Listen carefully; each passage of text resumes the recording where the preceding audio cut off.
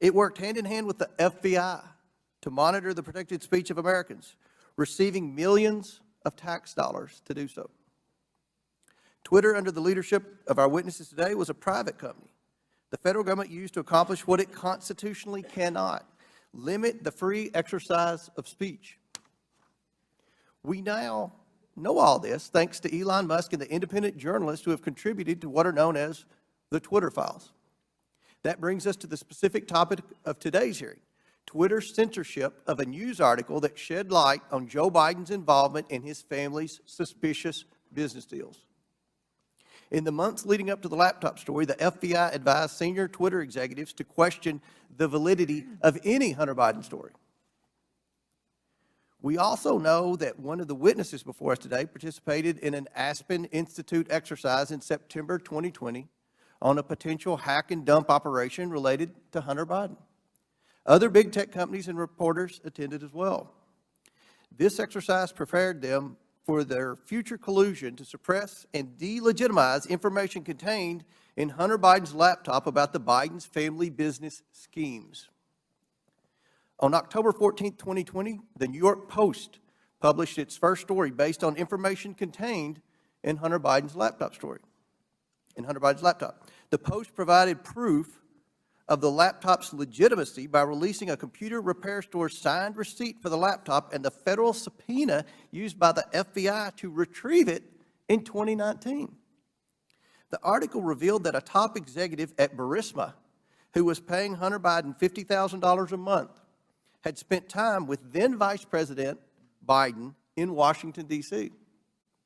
Throughout his presidential campaign, Joe Biden assured the American people that he had never spoken to his son about his overseas business dealing. However, the details exposed in the Post article indicate that Joe Biden lied to the American people. Immediately following the story's publication, America witnessed a coordinated campaign by social media companies, mainstream news, and the intelligence community to suppress and delegitimize the existence of Hunter Biden's laptop and its contents. That morning, Twitter and other social media companies took extraordinary steps to suppress that story. Twitter immediately removed the story and banned the New York Post account. Twitter also banned accounts who shared the story, including White House Press Secretary Kayleigh McEnany, and blocked its transmission via direct message. This episode marked the first time Twitter directly limited the spread of information from a mainstream news organization. And the New York Post would not get its account back for 2 weeks. Twitter would finally admit its mistake, but the damage had already been done. On October 19th, 51 former intelligence officials published a letter that Hunter Biden's laptop was Russian disinformation, which Joe Biden used as a talking point at a presidential debate on October 22nd. But we all know now this was not Russian disinformation. It wasn't disinformation. I want to make sure the American people truly understand the timeline here because it's very important. The Hunter Biden laptop story was published on Wednesday. Twitter did not acknowledge a mistake for at least 24 hours. Then on Monday morning, 51 former intelligence officials published their letter. That letter was then wholeheartedly accepted by mainstream news as proof that the laptop was fake. Joe Biden used that letter to brush aside the few questions he received about the story. During that time, the mainstream media was more concerned about what flavor of ice cream Joe Biden had ordered on a particular day. All this happened 2 weeks before the 2020 election. 2 weeks. One survey found that 17% of Biden voters would not have voted for the Biden-Harris ticket if they'd known about the Biden laptop. But many Americans did not know about it because of a coordinated cover-up by big tech, the swamp, and mainstream news. Now mainstream media outlets have verified the laptop, but the damage has been done.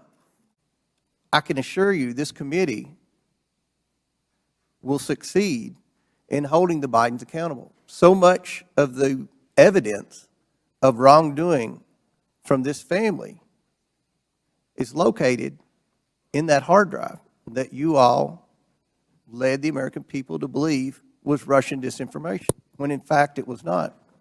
Now, I agree with Mr. Baker's opening statement. The concern for me is the level of involvement the FBI had with not just Twitter, but all of our social media platform companies. And I think it kind of goes in the opposite direction of where my friend, the ranking member, was trying to take this in his opening statement. This is something this committee should be concerned about. The government doesn't have any role in suppressing speech.